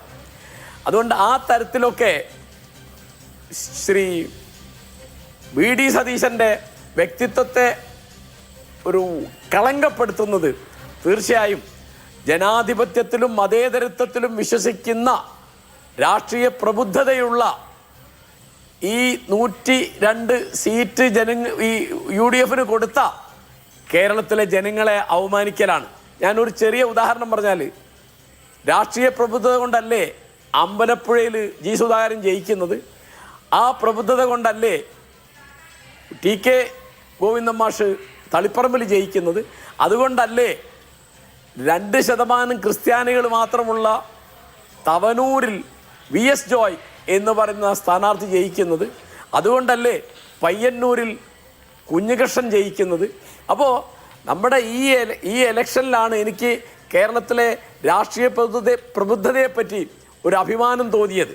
അപ്പോൾ അത് ചീത്തയാക്കാൻ വർത്തമാനം പറയാൻ പറ്റും BJPക്ക്. പിന്നെ ഞാൻ ഈ സമയത്ത് കോൺഗ്രസ്സുകാരെ ഓർമ്മിപ്പിക്കാൻ ഇഷ്ടപ്പെടുന്നൊരു കാര്യം, കോൺഗ്രസ്സുകാരുടെ ഈ കളി മുഴുവൻ ഗുണം ചെയ്യുക BJPക്കാണ്. അവർക്ക് ഇപ്പോൾ ഒരു ആലോചിച്ച് നോക്കൂ, ഈ ഉത്തരവാദിത്തമുള്ള ഒരു നേതാവായിരുന്നു KC വേണുഗോപാലെങ്കിൽ ഉടനെ ഒരു ഉപതെരഞ്ഞെടുപ്പ്, 2 ഉപതെരഞ്ഞെടുപ്പ് അദ്ദേഹം കൊണ്ടുവരുന്നത്. അദ്ദേഹം മുഖ്യമന്ത്രിയായാൽ ആലപ്പുഴയിൽ MP സ്ഥാനം രാജിവെക്കണം, അവിടെ ഒരു ഉപതെരഞ്ഞെടുപ്പ് വേണം. അദ്ദേഹത്തിന് വേണ്ടി ഏതെങ്കിലും 140 മണ്ഡലങ്ങളിൽ ഏതെങ്കിലും ഒരു മണ്ഡലത്തിൽ ഒരു MLA രാജിവെക്കണം, അവിടെയും ഉപതെരഞ്ഞെടുപ്പ് വരണം. അതൊക്കെ കേരളത്തിലെ ജനങ്ങൾക്ക് UDF LDF എന്നുള്ളതിനിടയ്ക്ക് പുതിയൊരു ചോയ്സിന് ഇപ്പോൾ സൗകര്യമുണ്ട്, അത് BJPയാണ്. അപ്പോൾ BJPക്ക് അങ്ങനെ ഒരു സൗകര്യം കിട്ടുന്നത്, BJPക്ക് ഒരു വളർച്ച കിട്ടുന്നത് വിശ്വസിക്കാൻ കൊള്ളാത്ത ടീമാണ് UDF എന്ന ആളുകൾ എഴുതി തള്ളുന്നത്.